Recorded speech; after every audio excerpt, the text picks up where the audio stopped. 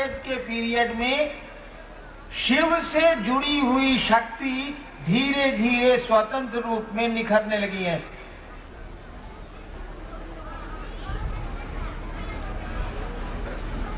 और शक्ति का स्वतंत्र रूप होता चला गया है, वह भी इंडिपेंडेंट अपना पावर रखने लगी हैं। ऐसे इतिहास बढ़ रहा है। ऋग्वेद में एक देवी का नाम आया है, यजुर्वेद में उसी देवी को कहा गया है, और शिव से जुड़ी एक देवी का नाम आया। यजुर्वेद में फिर एक देवी का नाम आता है, कहा जाता है कि ये शिव की भगिनी है, बहन है।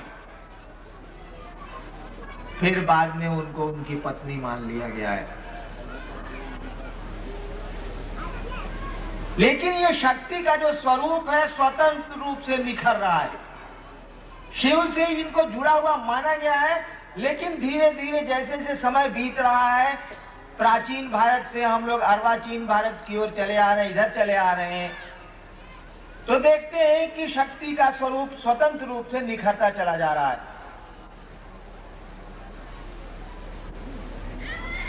उनकी स्वतंत्र पूजा की परंपरा शुरू हो गई है।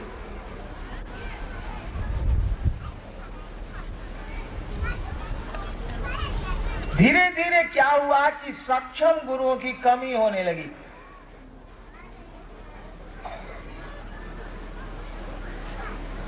तो भक्ति धारा जो चली थी सिंधु घाटी सभ्यता से, जिसको आगमिक धारा के रूप में जाना जाने लगा, वेदों के कर्म कांड से प्यार में कर्म कांड आ गया, औपचारिकताएं प्रवेश कर गई।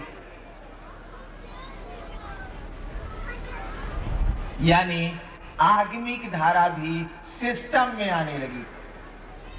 प्यार तो सिस्टम जानता नहीं, प्यार प्यार है। स्वतः शिव के प्रति लोगों के प्यार की स्थिति कम होने लगी, तो प्यार पैदा करने का तरीका ढूंढा जाने लगा। प्यार पैदा करने का बहुत सुंदर तरीका इस देश में भी एक है। एक हमारे गुरु भाई ने कहा कि प्यार तो पैदा हो जाता है, किया नहीं जाता। बात बिल्कुल सही। हमारे देश में प्यार पैदा करने का एक बड़ा ही सुंदर तरीका है, बड़ा ही सुंदर प्रचलन है। हमारे यहाँ की शादियां, लड़का लड़की को नहीं जानता है, लड़की वाले लोग लड़के वाले लोगों को बिल्कुल नहीं जानते हैं। वार्ता चलती है, कथा वार्ता होती है। मिथिला में कहा जाता है कथा। मैं जब मधेपुरा में था तो मैंने इस शब्द को जाना। कथा छई, इसका मन है कि ब्याह शादी का गौप है नहीं।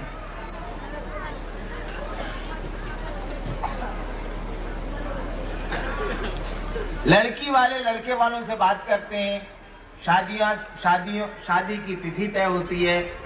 लड़का लड़की के बारे में कुछ भी नहीं जानता है। लड़के की मना स्थिति, लड़की की मना स्थिति, दोनों का परिवेश भिन्न है।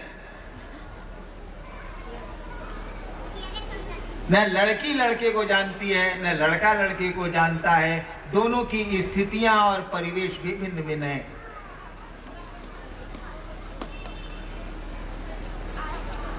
माँ बाप दोनों को शादी के माध्यम से जोड़ देते हैं।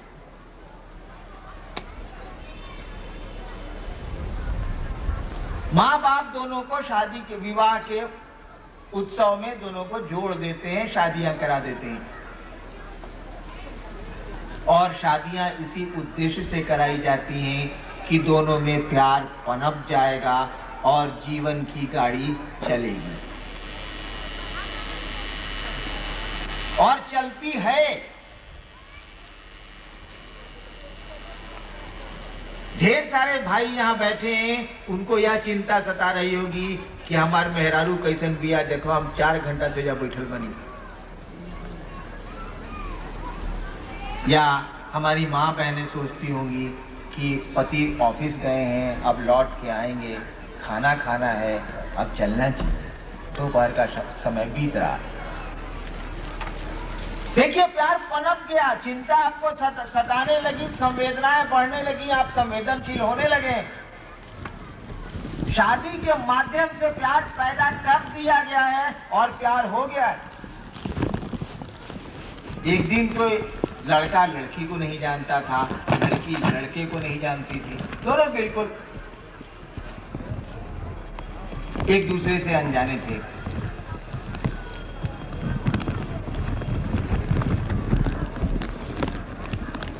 तो जब शिव से स्वतः प्यार करने की मना स्थिति में कमी आने लगी लोगों को, इसमें सहारा दिया वेदों के कर्म कांड में। वह आगमिक धारा भी कर्म कांड की ओर बढ़ने लगी, बढ़ती गई और मध्ययुगीन भारत में आके 10वीं शताब्दी तक आते आते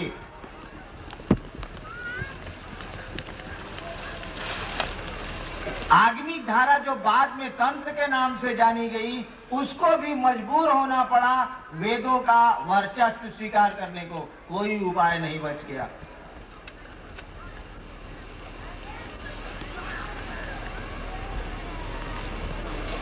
वह भक्ति धारा धीरे धीरे तंत्र के रूप में जानी गई और तंत्र में शक्ति की पूजा का बाहुल्य हुआ, उसकी प्रधानता बढ़ने लगी।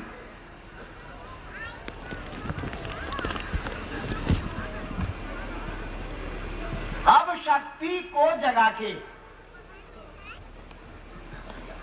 शिव से जुड़ने की प्रक्रिया प्रारंभ हो रही है और शक्ति को जगा के शिव से जुड़ने की इस प्रक्रिया का नाम तंत्र हो गया। यह आगमिक धारा ही है, आगम बाद में चल के जाना जाने लगा तंत्र के रूप में।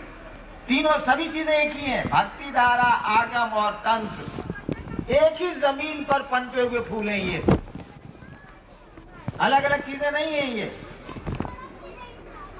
तंत्र प्रोडक्ट है भक्ति धारा का, आगम प्रोडक्ट है भक्ति धारा का, यानी मूल में भक्ति धारा ही है। और इसका बहुत सुंदर प्रमाण, छोड़िए इतिहास को, क्या बोलता है इतिहास, इसका बहुत सुंदर प्रमाण आपको मिलेगा। आप भारतवर्ष के तांत्रिकों की जीवन गाथा को पढ़ लें। आप इस देश में जो तांत्रिक के नाम से जाने गए हैं लोग, उनका जीवन इतिहास पढ़ लीजिए, साफ लगेगा कि ये भक्ति धारा है। भारतवर्ष के तांत्रिकों का नाम लीजिए तो जरा, जिनको हम आप जानते हैं उन्हीं को न बड़ा मानेंगे हम लोग। इधर से चलिए, वर्तमान काल से हम लोग पीछे थोड़ा सा घुस के देखें एक दो उदाहरण। रामकृष्ण परमहंस, विवेकानंद जी के गुरु, जीवन शुरू किया कर्म कांड से। शुरुआत है, प्यार पनपाने की कोशिश हो रही, और आ गए कहां? बिल्कुल प्रेम में, भक्ति में।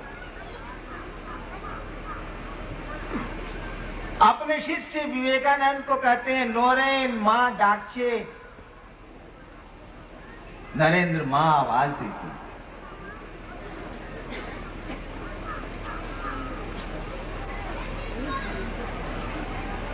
तांत्रिक की परिभाषा पहले मैं स्पष्ट कर दूं, शायद आप, तांत्रिक कहते किसको है?